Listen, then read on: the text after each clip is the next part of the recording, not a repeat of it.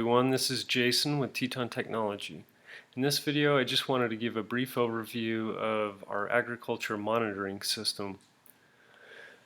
So what we see on the page right now is what we would see when we log into our account.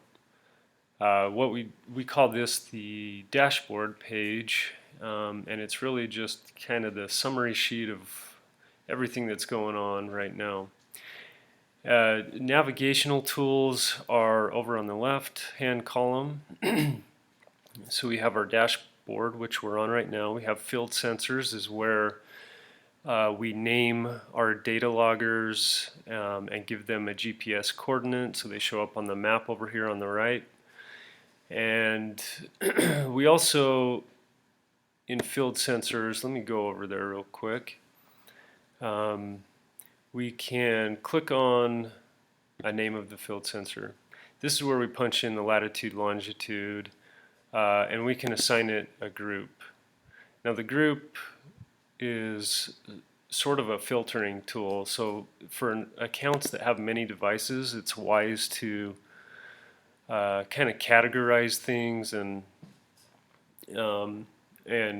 deploy a little bit of organization. So let's go back to the dashboard and I'll show you an example of that.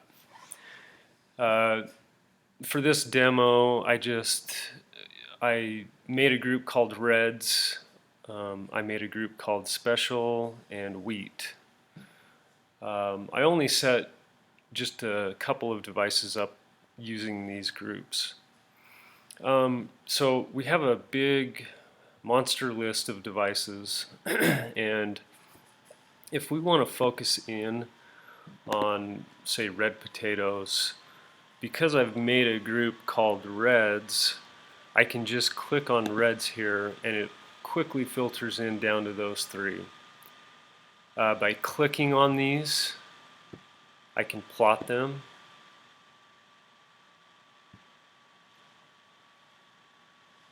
And there they are.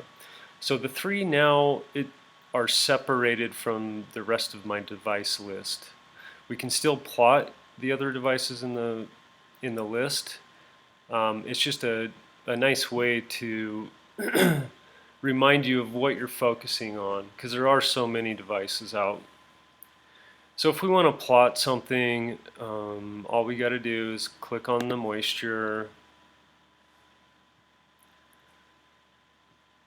and we can scroll back in time easily using our navigational window, and we can kind of see the trend throughout the season.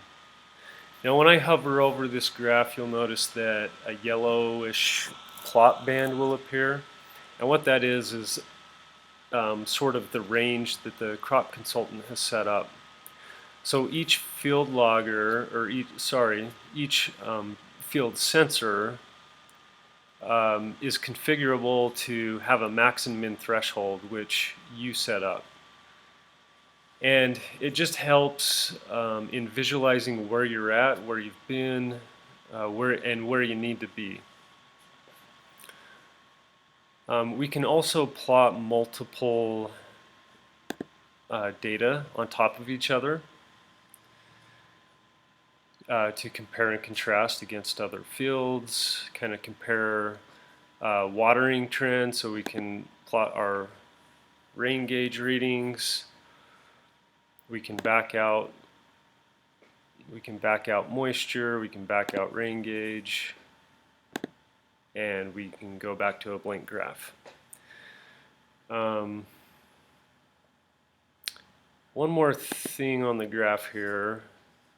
So one thing that's kind of nice is it starts out by showing approximately a week worth of data. Now we can focus in on one day. We can go to 1 week, we can go to 1 month by clicking on these quick little shortcut tabs up here at the top. And that'll make a window automatically for you that shows a month, like the past month worth of data. So if we show 3 months, that should be it for the season.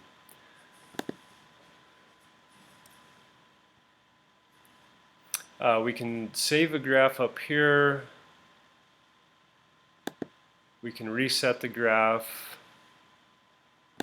Once we create a graph, we decide what we want to compare. What we want to show on the graph. Say we want to compare these two fields for some reason. Once we've configured the graph to what we want to see, we can press save up here, and we can name this. We can save it, and what happens is it doesn't just save the graph for currently what you're seeing. It saves the graph as a setup. So when you come back in here and you load up this graph, the graph will continue growing throughout the season, but your configuration will be already set up for you, so you don't have to click through devices and set things up all over again. Okay, let's go back to the dashboard. So let's actually take a closer look into field sensors. So again, this is where you set up a device. You give it a group name. We can add another group name. Let's say that this is wheat special, and I don't know, it was planted in the spring. So we can add yet another, and we can just keep adding these tags.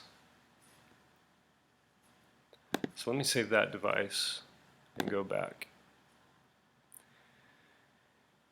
Okay, so now I actually have two devices that are special. But I know that one of those devices is wheat and one of those is red potatoes. So if I click on special, it'll show me both. Now if I click on one that says reds with it, it'll filter down to those, and up top here you see that you're filtering on special and reds, and which we only have one device that meets those two criteria. So just a quick way to kind of sort through things. We can clear out our filtering. We can also search based on name. So if you have a clever naming convention and you want to use that as a quick way to sort through things, for example, I can see right here on the list I have FH38.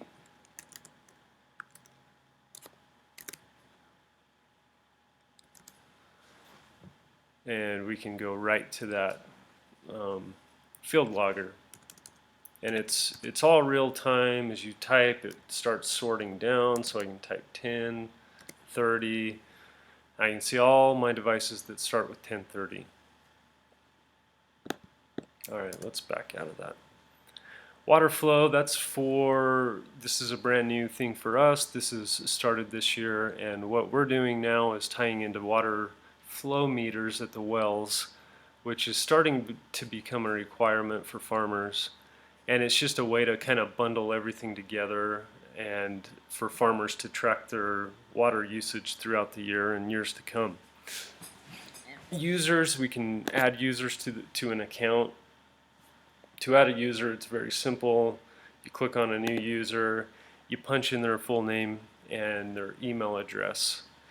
As soon as we click on invite user, it'll send them an invitation to their email in which they'll set up an account.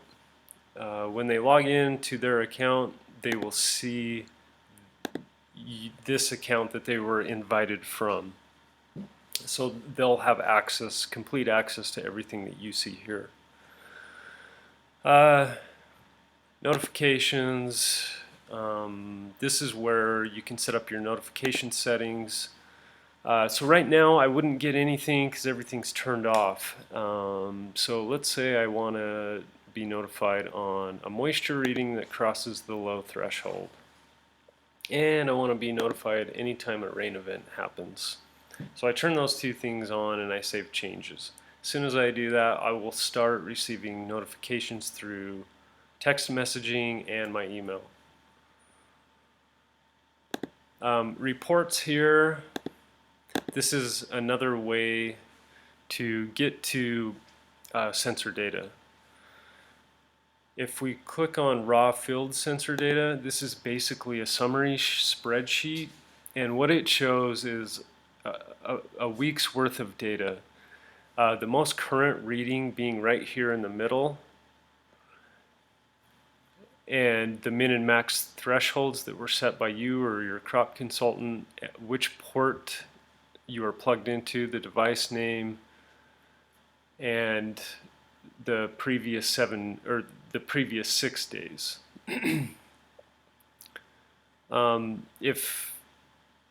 If a value is below your threshold that you've set, it'll be highlighted in red. If it's above your max threshold that you set, it'll be highlighted in blue.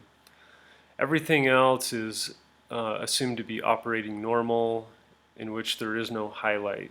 So it's a nice way to kind of get through a lot of data rather than going into graphs and having to analyze everything. This is just a quick little printout sheet that crop consultants can take out with them in the field, and then they know where to go and look at problematic sensors or fields. So again, this is another way to look at water flow summaries and another way to get to field sensor graphs. When we get to field sensor graphs through this way, it shows all of our devices, and again, we can just start building our graphs. We can plot EC on top of our moisture.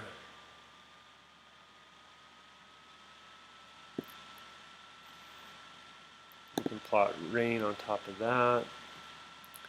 And this is pretty typical. We'll see a lot of up and down spikes due to watering from the pivot, and then we'll also see a general trend line throughout the year. Sort of this up and down trend line is common. And in another video, I think what we might do is have a crop consultant come in and kind of explain why these max and min thresholds are set the way that they are, what the data means, and how it can benefit us all. And I think for that video, this is pretty much what we wanted to show, just kind of a brief overview of how the system works, how to get at some data. And I think that's it for now. So thanks for joining me, and we'll see you next time.